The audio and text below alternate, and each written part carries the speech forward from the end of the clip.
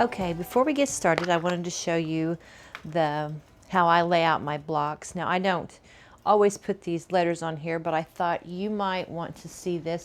This is a free printable on my blog. I will link to it below, but if you've got a big stack of fabrics because you're doing more than one block, you put the letter on it. And I've used a hole punch. You can see that there, a hole punch to punch a hole in it.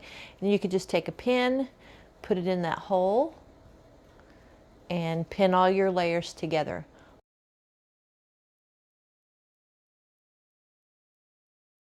I put mine in a little pin case like this. I got pins in it a few years ago. And on this file, you can edit it. You can change the colors if you want to of the letters. You can put different letters on there and print it out. I've printed it out on cardstock, and then there's some that are blank, so you could fill in whatever you want. But anyway, that was just a little tip, a little freebie. I've been using these for years. I don't know, probably 7-8 years. I printed those out and thought, you guys might like them too.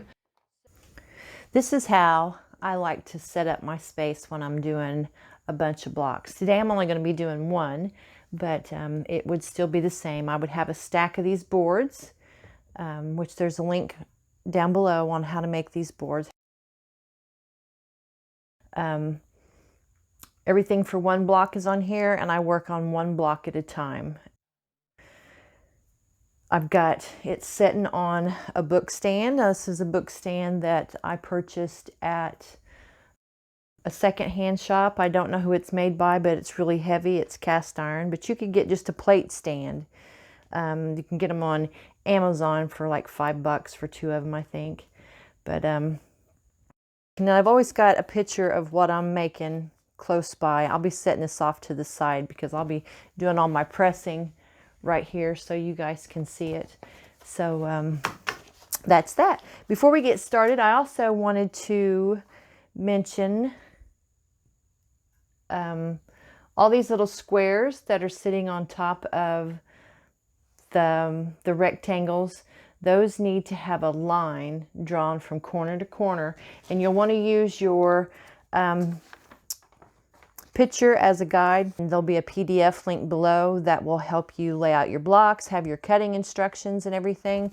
This is just going to be a really quick video on how to assemble this block once you get it all cut.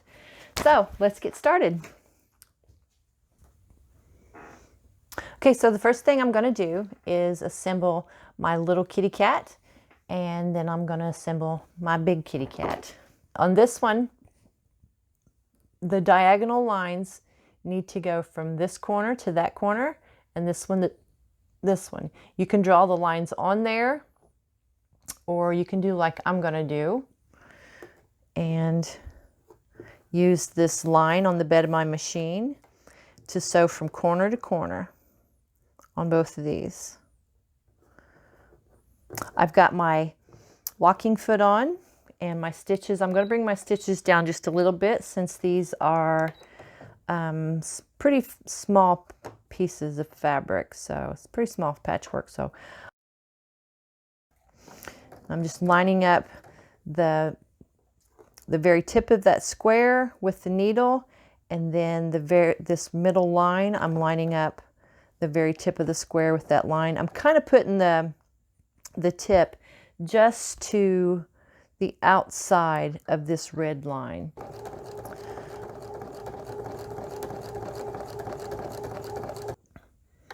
Now I'm just going to cut that and put the other one through there. Whoop, where did my little black square go? There it is. Okay, whoops, turn it over. So we're going to sew from this corner to this corner. We're lining it up with the end.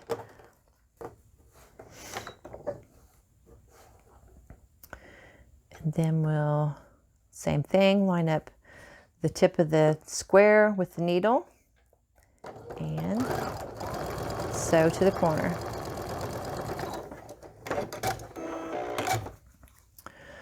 Okay, I'm going to cut those threads off. Now we're going to cut the outside about a 1/4 inch away. We're going to cut that off.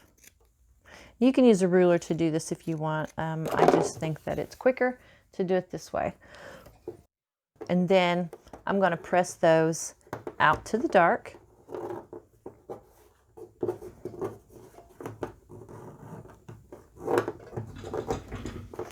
Put her back up there where she belongs.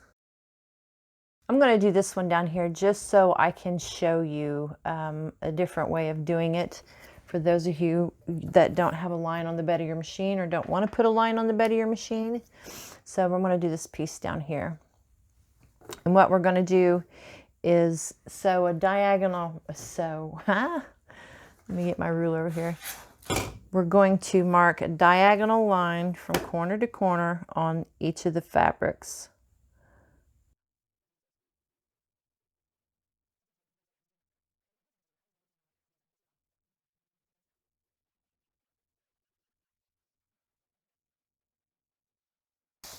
Okay, well, look at our cat picture.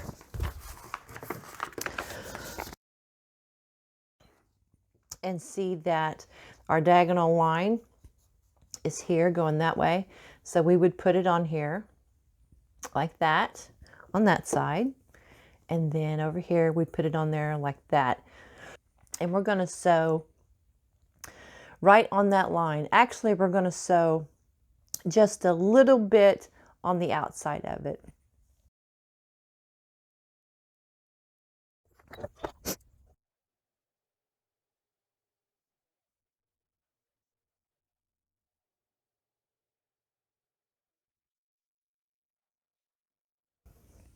Okay, I want you to see what I've done.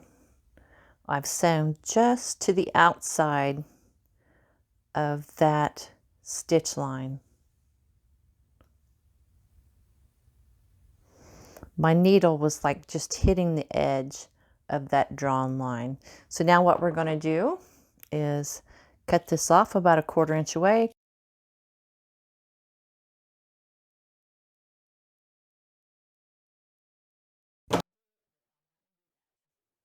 Okay, so with this one, we're going to press these out, but on the cat face, we're going to press them in towards the dark. That way they will nest together. Now, if you want to press your seams open, you're more than welcome. I am just old-fashioned and like for my seams to be pressed to one side or the other. So we'll put that up there. And oh, our kitty cat has a little cute neck. We should have put a collar on her. I don't know why I didn't do that, but I didn't. All right. So put my little squares back on there. And this time I'm going to be sewing from here to here and here to here. Remember, you can use your little diagram or your little picture of your cat to help you decide which way to put them.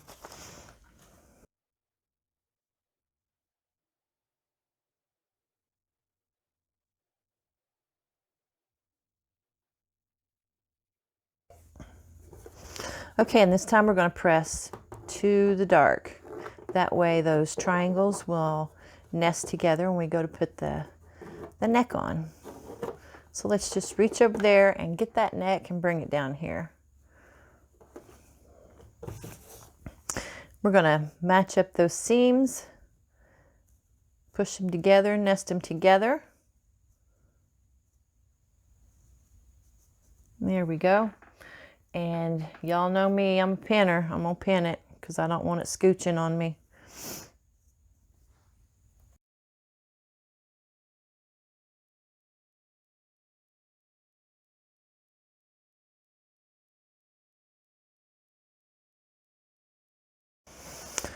Okay, now we just need to press it. Let's see, which way do we want to press it? I don't think it's going to matter much, so I'm just going to press this little piece down. Now our kitty cat has a neck, but her ears are upside down. She's having a bad day. There you go, little Miss Kitty Cat. All right, I'm going to go ahead and sew all the rest of these diagonal seams.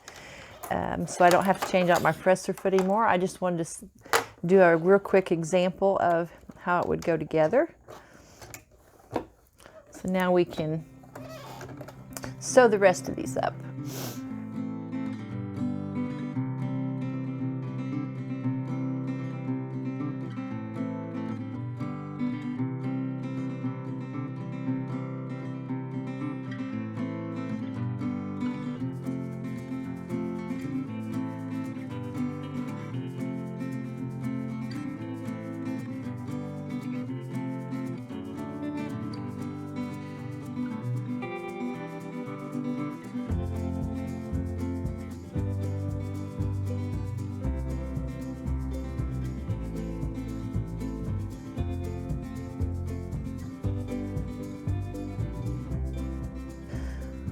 All right, on this big one, or these big blocks, these big 3-inch corner blocks, I'm actually going to sew another seam because I want to save these to make half square triangles out of them.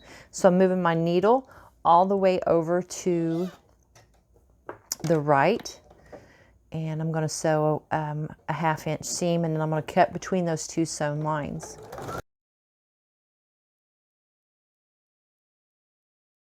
Okay, now I can cut between those 2 sewn lines, and I will have a half square triangle to use in another project. I've got a lot of these saved, thousands of these saved someday to be put into a quilt, but they're of all different sizes. I just square them up to the closest usable size. So I'm going to press these toward the basket, toward the print, the colored print.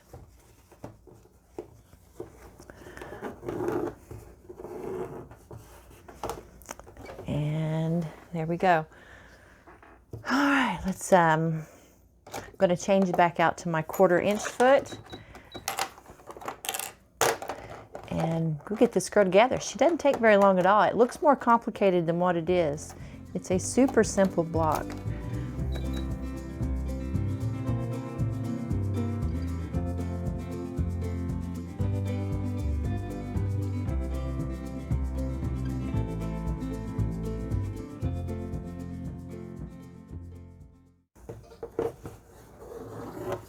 We'll press it out towards the top of the basket.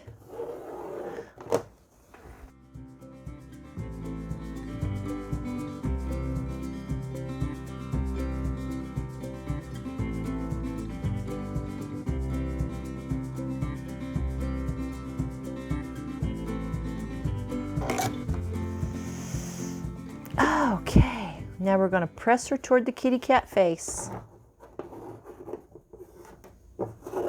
Oh, look at that. Just too cute. All right, now we're going to put these 2 sides on.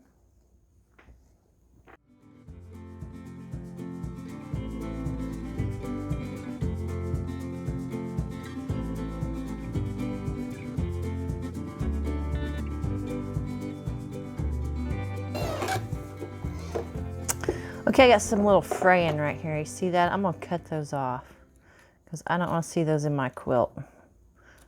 Didn't get enough starch on that one. All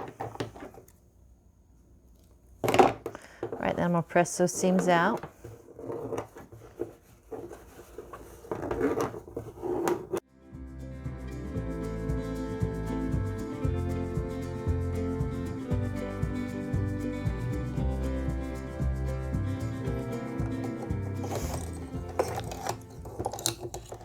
Okay, I'm having a thread issue. I don't know what happened there, but something happened. So I'm going to rethread my machine and check my bobbin area to see what's going on, if there's a thread issue. Now I've got some Cluck Cluck sew tape right here, and I showed this a couple weeks ago, but it's this right here. It's diagonal seam tape. I will link to it down below, and I have cut it right where, so I can get this out of here, like my trap door. So that can come out of there. All right, and I can also remove this.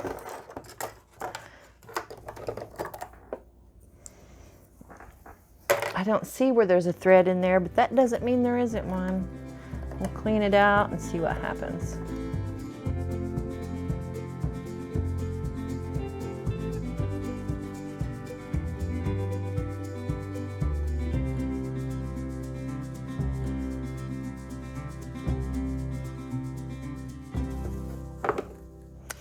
And again, I'm going to press that seam out. Oh, look at her. Look at the kitty cat. Oh, she's so sweet. All right. Now we'll sew these two together and we're almost there, guys.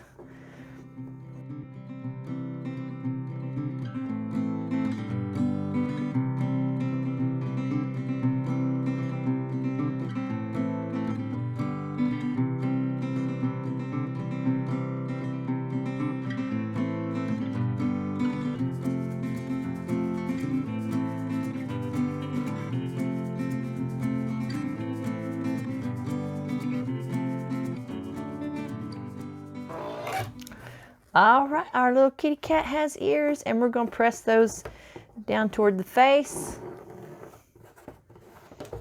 And I think we'll press these down. Just keep everything going the same direction.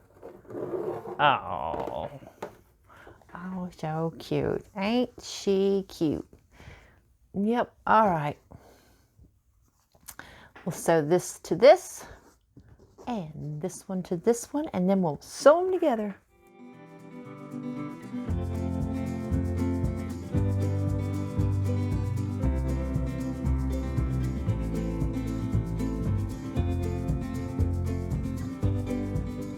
All right, we're going to press both of these out.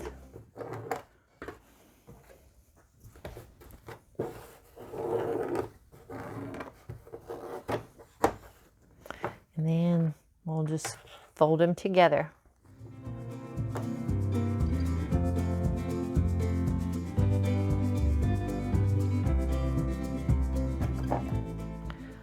Oh, y'all see that? That's what happens. That's real life, sewing over a pen. Yes, ma'am.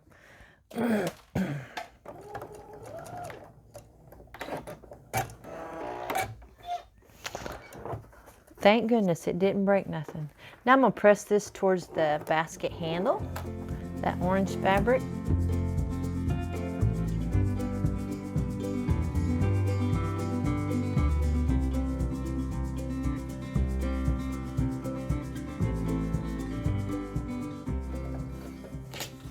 I'm going to press it down towards the basket. Well, my block was looking pretty good until I pressed it. And you can see when I pressed it, I ironed instead of pressed, and I kind of distorted this seam over here. So we're going to trim it up. And I've got a few stray threads, and it looks like it might be a little bit off there too. But no big deal. I'm just going to put a ruler on it. This diagonal line here butts right up against that ear. Okay. And I'm going to turn this and see how it looks all the way around. I think I'm going to scoot it down just a smidgen. Whoops. Yeah, so it's a little bit big in more than one place after pressing it. So we will just trim it up.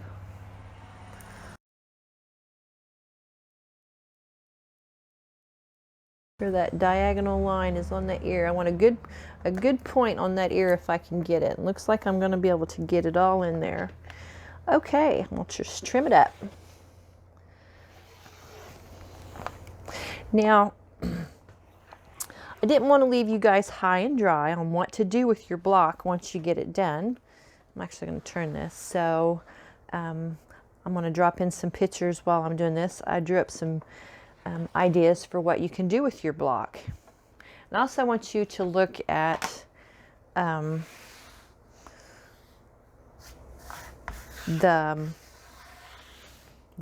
this right here. The little cats, I have actually switched the placement of them. I put this one over here and this one over here. And to do that, when you do that, when we built this, you're going to want to take this right here and put it over here if you're going to put the block over here. When you make this unit right here, instead of putting it on this side, you're going to put it on that side. But I'll show you. I'll put it in the PDF. But I also wanted to give you some ideas on how to finish off the face. Now I thought about using my sewing machine to do some fancy stitches for the eyes and the nose. But then I thought, you know, I think we could do something else. And I went digging through my button stash, and would you look at that? How cute are those little glittery green buttons? I didn't even know I had them. Just too cute. And then I found some little yellow ones. I wish I had more green ones, but I didn't. I found some little yellow ones to go on the little cat's eyes. Really cute. All right, guys, that's it. Thank you for stopping by. But before you go, hit that like button on your way out if you like this video, and hit the subscribe button. That way you never miss one of my new videos. So until next time, guys, I love you. Bye-bye.